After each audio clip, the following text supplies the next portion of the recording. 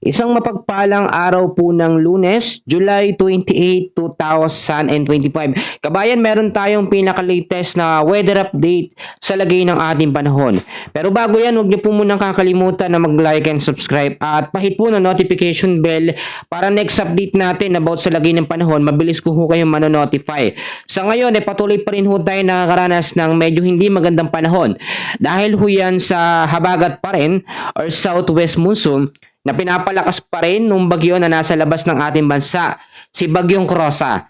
So ngayon, alamin natin muna mga kaibigan yung sitwasyon or direction po ngayon nitong si Bagyong Rosa na siya nagpapalakas sa habagat at kung hanggang kailan niya palalakasin ang habagat mga kaibigan.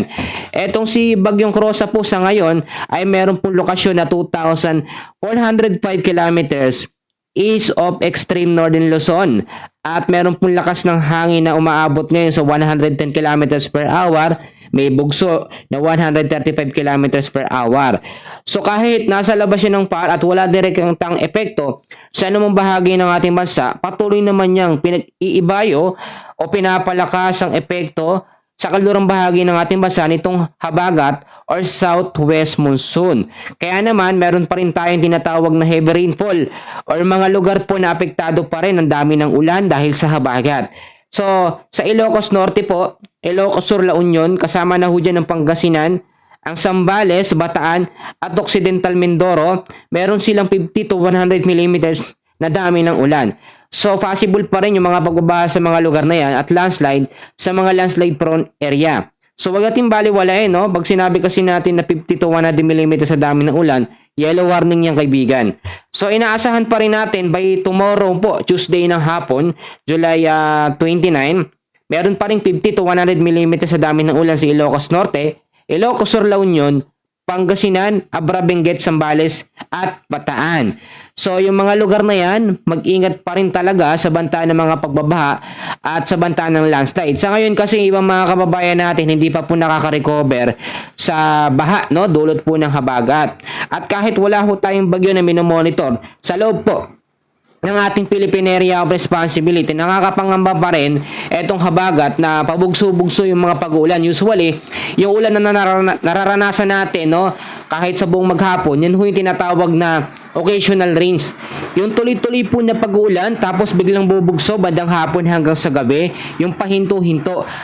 Monsoon rains po at occasional rains yan dahil po sa habagat or southwest monsoon. So marami nagtatanong sa atin kung kailan ba hihina ang habagat kasi wala na daw bagyo sa loob ng par at itong si Bagyong Rosa ay papalayo na rin. So by next week naman mga kaibigan, ine-expect din natin na magiging okay na ang ating panahon, no? Bagong matapos yung week na ito, by Wednesday, Thursday, Friday, Saturday at Sunday, posibleng maging okay na yung panahon. So yun na yung tinatawag natin na monsoon break or pansamantalang pagkawala ng habagat. So samantalahin natin yung pagkakataon na yon para tayo yung makapaglaba, makapag-enjoy sa labas, no? At yung mga ibang mga bata na hindi nakapasok sa school, bumawi po mga kaibigan. Dahil nga, pagdating naman natin ng Agosto, ang ine-expect naman natin, no, ay 2 hanggang 4 na bagyo ang posibleng mabuo sa loob ng ating Philippine Area of Responsibility. So dapat maging aral na sa atin yung nangyari ngayong July mga kaibigan, ilang bagyo din yung pumasok sa loob ng ating Philippine Area of Responsibility. Kung di ako nagkakamali, 3 or 4 yata, no? So ang gawin natin sa Agosto pa lamang mga kaibigan, wala mang bagyo tayong mamonitor, ay maging handa tayo. Ano bang dapat gawin? Maging updated ho sa aking mga binabalita about sa lagay ng panahon at i-safety natin ang mga importanteng gamit, no? Mga appliances, yung mga dekuryente, mga papeles, i-secure natin yan. Bagimbak din tayo ng pagkain, sasapat po sa ilang araw para din hindi na tayo labas ng labas. At mahalaga, panghuli, ay manalangin tayo sa Diyos para po sa safety natin, ng ating kamag-anak, pamilya natin, lalo na yung mga bahaing lugar at doon din sa mga katira sa mga landslide prone area. So yan muna ang pinaka-latest natin sa lagay ng ating panahon. Huwag niyong kakalimutan na mag-like and subscribe. Maraming salamat po.